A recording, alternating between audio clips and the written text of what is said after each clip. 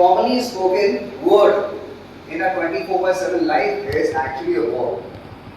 Verb is the most commonly used word when we communicate to anybody. Either we speak something or we write anything.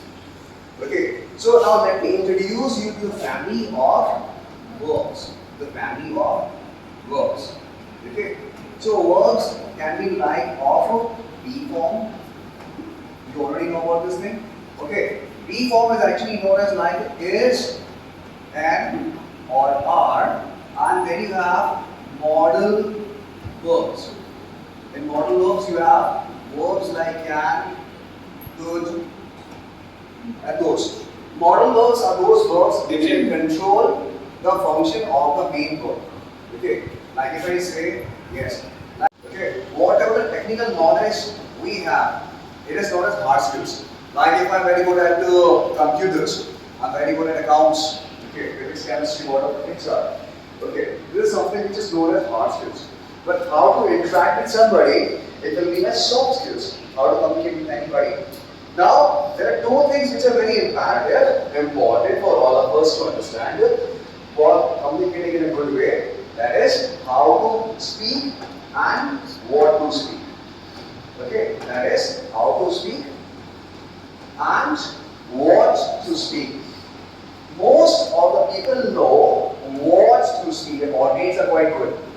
They can speak at length in the class. Even if you ask them to teach in progression, they are comfortable to teach in long progressions. But the major failure is about 90% people they flunk. Flunk means they fail when they have to be asked that what is the meaning of how you are communicating with anybody. Because actually this decides the quality of a communication. About you can say 75% of the quality of communication depends on it. You will be surprised to know that what we speak on the stage, very few people pay attention on what we speak. Most of the people they pay more attention on how you speak something on the stage. If ever you have noticed when somebody goes in the morning assembly, we pay less attention on the content of what he's speaking. We pay more attention how he's speaking something. If he is speaking something in a very charming way, using voice modulation, we can listen to the fellow for long.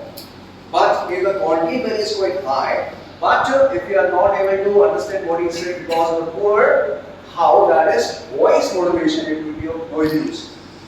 Okay, so I will just give you a very simple example. For what you just have to understand this basic formula. What is it? If you know how to frame sentences in English. Okay, now most of the people they run short with the words. Then they have to say agreement with the subject. This part is very important. Okay, sometimes we make some basic errors, and because of which we become the victim of our own embarrassment. Okay, let me show you how. Like when we say each. Okay, each, one, dash. Now you may in clouds that whether you have to use have over here or has over here. Okay, a card. Now because each actually sounds as if you are going for a plural one, so you may opt for this one. But the reality is you have to go for has. So it will not be have over here, but in reality you have to use have as a verb over here. That's called subject and verb agreement. While I scrutinize the copies, while I check the copies of my students, one of the common mistakes they do. In the same way, the next one is every. They say everyone. Same mistake. Everyone dash go goes to school. Now, once again, because you're writing every, so you will be clouds that it must be regarding that means there could be everybody over here collectively. Now you will have an inclination for the plural verb, whereas you have to go for the singular verb over here. So the singular verb comes over here, it becomes goes. What I want to say to you, when you are using each or every over here, instead of going for the plural verb, you better start using singular verb. Once again, like to hop on the same string. This is one of the most common mistakes that many children do. In fact, sometimes people also commit the mistake over here. Try to avoid that. Because the thing is that we are teachers and a lot of expectations come from parents to us. So when you have mastery about the small fabrics of grammar, it proves that you are a master of communication.